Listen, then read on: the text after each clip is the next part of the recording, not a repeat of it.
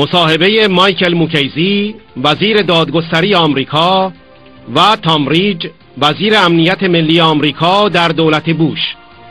فاکس نیوز 16 اکتبر 2011 24 مهر 1390. فاکس نیوز. شماری از مقامات بالای امنیتی آمریکا در نامه‌ای به رئیس جمهور اوباما نوشتند مجاهدین به خطا لیست گذاری شدند. وزیر تامریج و وزیر مایل موکیزی دو تن از نویسندگان نامه در این باره توضیح می‌دهند.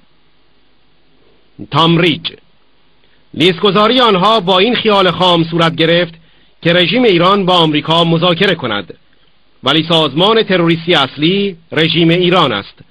مجاهدین باید از لیست خارج شوند. ما باید نیروهای کلاه آبی سازمان ملل را برای حفاظت اشرف به آنجا بفرستیم. ما باید به قول حفاظت که دادیم عمل کنیم. اعتبار ما در اینجا زیر علامت سوال است. مایل موکیزی: چیزی که اتفاق افتاده است این است که دولت عراق به صورت فزاینده‌ای سیاست خودش را برای رضایت رژیم ایران تنظیم می کند و در نتیجه به آنها حمله می کند. More than a dozen of the country's top security officials wrote an open letter to President Obama last week in the New York Times about a group that they say has been falsely designated as terrorists. Former Secretary of Homeland Security Tom Ridge and former Attorney General Michael Moukesi were two of the authors of the letter, and they join us now to explain this. Gentlemen, good morning. Good morning, Ali. This was an interesting group of leaders that came together to write this letter. There were Republicans like yourself, along with Rudy Giuliani, plus Democrats like Howard Dean, Governor Ed Rendell. Mr. Moukesi, what was so important that you all wanted to write to President Obama? Well, a couple of things, Allison. First of all, this group was designated a terrorist organization back in the 90s as a kind of strategic device to try to open a dialogue with the Iranians. And obviously that hasn't worked. It was kept on the list after that in the belief that if they were taken off, then the Iranians would get upset and would do things like support the terrorists in Iraq and send IEDs into Iraq, which of course they're doing anyway. But this group has been persecuted in Iran. They have a group of 3,400 of them who are living in an encampment in Iraq and are now in danger of being really obliterated by the Iraqi army. In fact, we've seen some evidence that that may already be happening. Secretary Ridge, I just want to define for our viewers what this is. This is a group called NEK, and as we understand it, they're people who are committed to a secular, democratic, and non-nuclear Iran. They sound important to Iran's future. They certainly are. This designation has lasted for almost 15 years with the naive hope that keeping them on the terrorist list would encourage Iran to negotiate with the United States around many, many issues.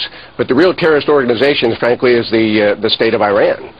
It is the world's leading exponent and exporter of terrorism. They're responsible, I think, for a lot of the destabilization and death, not only in their own country, but in the Middle East.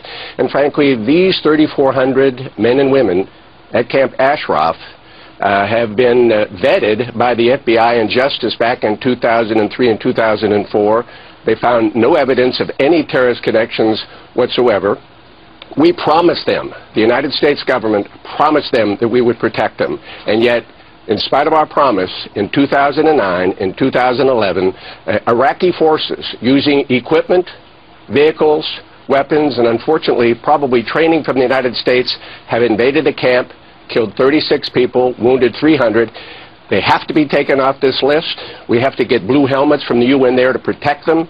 We have to live up to our promise. Our credibility is at stake here. Absolutely. And that video that we were just watching is, I believe, from the day of from 2009, from the clashes there with Iraqi forces. Mr. Moukesi, what happened? Why haven't we kept our promise to these 3,400 women, children, and men who we believe in to keep them out of harm's way? Well, that's an excellent question, Allison. I think that what's gone on here is that the Iraqi government is more and more adjusting its policies to please its neighbor Iran because our presence there is diminishing. And the Iranians obviously want these people stamped out. And as a result, the Iraqis have been cracking down on them. Secretary Ridge, have you gotten a response to your open letter to President Obama yet? We have not gotten a response, and frankly, what we hear from the State Department on a regular basis is that it continues to be under advisement. But I think we need to understand that the European Union looked at the available evidence. The UK assembled a group of jurists and said the designation of this group as a terrorist organization is perverse. Our D.C. Court of Appeals in the United States here said about 18 months ago, we see no evidence of any kind that these individuals should be listed as a terrorist organization. And frankly, it has been a license to kill these people, because the designation is the rationale that the Iraqi government uses to go in on the two assaults in 2009 and 2011. They've already blocked the main road in and are denying some of the UN officials access. We need to delist them. We need to get monitors there, and we need to live up to our promise. We promised personally 3,400 people that the United States would protect them. It is naive and morally bankrupt for us to think we can continue to negotiate with 3,400 lives at stake.